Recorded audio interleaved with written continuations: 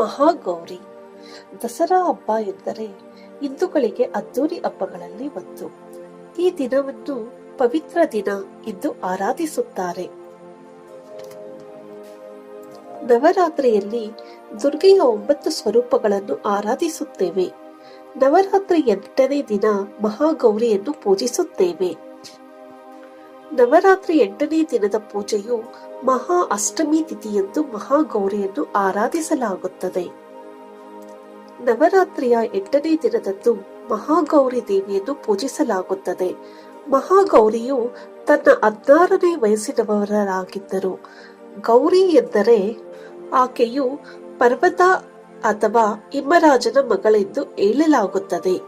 ಗೂಳಿ ಮೇಲೆ ಪ್ರಯಾಣಿಸುವ ಗೌರಿ ತನ್ನ ಕೈಯಲ್ಲಿ ತ್ರಿಶೂಲದೊಂದಿಗೆ ಡಮರನ್ನು ಹಿಡಿದುಕೊಂಡಿರುವಳು. ಮಹಾಗೌರಿ ಬಂದ ಕತೆ. ಮಹಾಗೌರಿಯು ಹಿಮರಾಜನ ಮಗಳಾಗಿ ಜನಿಸುತ್ತಾಳೆ. ಈಕೆಯನ್ನು ಸತೀದೇವಿಯ ಪುನರ್ಜನ್ಮ ಎಂದು ಹೇಳಲಾಗುತ್ತದೆ. ಸತೀದೇವಿಯು ದಕ್ಷ ಮಹಾರಾಜ ಆಯೋಜಿಸಿದ ದಕ್ಷಯಜ್ಞದಲ್ಲಿ ಪತಿ ಶಿವನಿಗಾದ ಅವಮಾನವನ್ನು ಸಹಿಸಲಾಗದೆ ತನ್ನ ದೇಹವನ್ನು ದಕ್ಷಯಜ್ಞದಲ್ಲಿಯೇ ಸುಟ್ಟುಕೊಂಡಳು.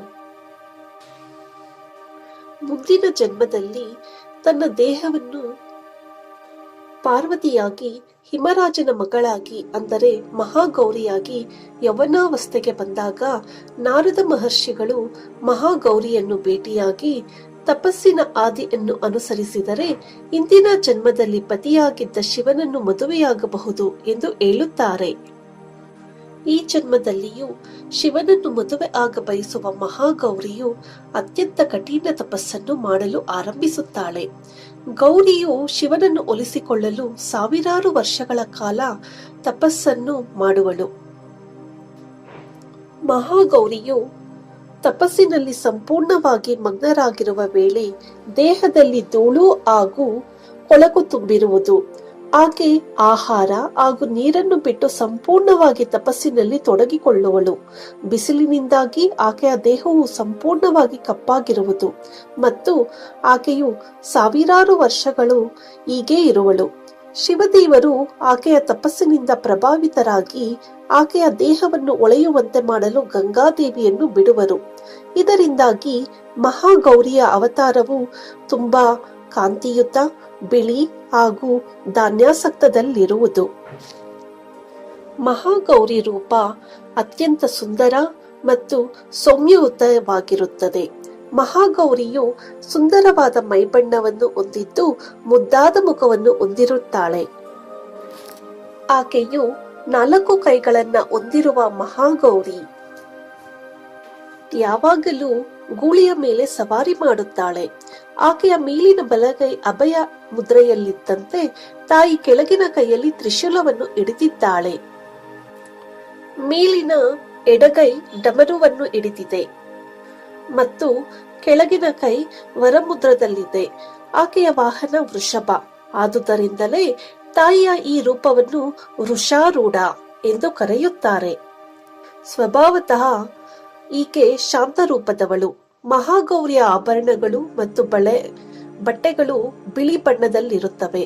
ಆದ್ದರಿಂದಲೇ ಈಕೆಯನ್ನು ಶ್ವೇತಾಂಬರಧರ ಎಂದು ಕರೆಯುತ್ತಾರೆ. ದಂತಕಥೆಯ ಪ್ರಕಾರ ದುರ್ಗಾದೇವಿಯು ಕಾಳರಾತ್ರಿಯ ರೂಪದಲ್ಲಿ ಎಲ್ಲಾ ರಾಕ್ಷಸರನ್ನು ಸಂಹರಿಸಿದ ನಂತರ ಆಕೆಯ ಕೋಪದಿಂದ ಮೈಬಣ್ಣವು ಕಪ್ಪು ಬಣ್ಣಕ್ಕೆ ತಿರುಗಿತು. ಆಕೆ ತನ್ನ ಮೈಬಣ್ಣವನ್ನು ಮರಳಿ ಪಡೆಯಲು ಬ್ರಹ್ಮದೇವನನ್ನು ಪೂಜಿಸುತ್ತಾಳೆ. ಪೂಜಿಸುವ ಸಂತುಷ್ಟನಾದ ಬ್ರಹ್ಮದೇವನು ಮಾನಸ ಸರೋವರದಲ್ಲಿ ಸ್ನಾನ ಮಾಡಲು ಸಲಹೆ ನೀಡುತ್ತಾನೆ. ಬ್ರಹ್ಮದೇವನು ಹೇಳಿದಂತೆ ತಾಯಿ ಮಾನಸ ಸರೋವರದಲ್ಲಿ ಸ್ನಾನ ಮಾಡುವ ಮೂಲಕ ತನ್ನ ಮೈಬಣ್ಣವನ್ನು ಮರಳಿ ಪಡೆಯುತ್ತಾಳೆ. ಮಹಾಗೌರಿಯನ್ನು ಪೂಜಿಸುವುದರಿಂದ ದಾಂಪತ್ಯದಲ್ಲಿನ ಸಮಸ್ಯೆಗಳು ಪರಿಹಾರವಾಗುತ್ತವೆ ಮತ್ತು ಬಯಸಿದ ಜೀವನ ಪ್ರಾಪ್ತಿಯಾಗುತ್ತದೆ ಮತ್ತು ತೊಂದರೆಗಳು ದೂರವಾಗುತ್ತದೆ. ಪಾಪಗಳಿಂದ ಮುಕ್ತಿ ಸಿಗುತ್ತದೆ. ಸಂತೋಷ, ಸಮೃದ್ಧಿಯ ಜೊತೆಗೆ ಅದೃಷ್ಟವನ್ನು ಪಡೆಯಬಹುದು. ಮಹಾಗೌರಿ ದೇವಿಯು ರಾಹುವಿನ ಅಧಿಪತಿ. ಜನ್ಮಕುಂಡಲಿಯಲ್ಲಿ ರಾಹುವಿನಿಂದ ಆಗಿರುವ ಎಲ್ಲಾ ರೀತಿಯ ಸಮಸ್ಯೆಗಳನ್ನು ನಿವಾರಣೆ ಮಾಡಿ ತನ್ನ ಭಕ್ತರಿಗೆ ಸಮೃದ್ಧಿ ಹಾಗೂ ಆಧ್ಯಾತ್ಮಿಕ ಧಾನ್ಯ ನೀಡುವರು. ಈ ತಾಯಿಯ ಪೂಜೆ ಮಾಡಲು ರಾತ್ರಿ ಅರಳುವಂತಹ ಮಲ್ಲಿಗೆ ಹೂವನ್ನು ಬಳಸಬೇಕು. ಭಕ್ತಿ ಹಾಗೂ ಶ್ರದ್ಧೆಯಿಂದ ನವರಾತ್ರಿಯ 8ನೇ ದಿನದಂದು ಮಹಾಗೌರಿ ಪೂಜೆ ಮಾಡಬೇಕು. ಇವಿಷ್ಟು ಮಹಾಗೌರಿ ದೇವಿಯ ಸಂಕ್ಷಿಪ್ತವಾದಂತಹ ಮಾಹಿತಿ. ನನ್ನ ಈ ವಿಡಿಯೋ ಇಷ್ಟವಾದಲ್ಲಿ ಸಬ್ಸ್ಕ್ರೈಬ್ ಮಾಡಿ, ಯಾಕೆಂದರೆ ನನ್ನ ಯಾವುದೇ ವಿಡಿಯೋ ಅಪ್ಲೋಡ್ ಆದ ತಕ್ಷಣ ನಿಮಗೆ ಮೊದಲು ನೋಟಿಫಿಕೇಶನ್ ಬರುವುದು. Thank you.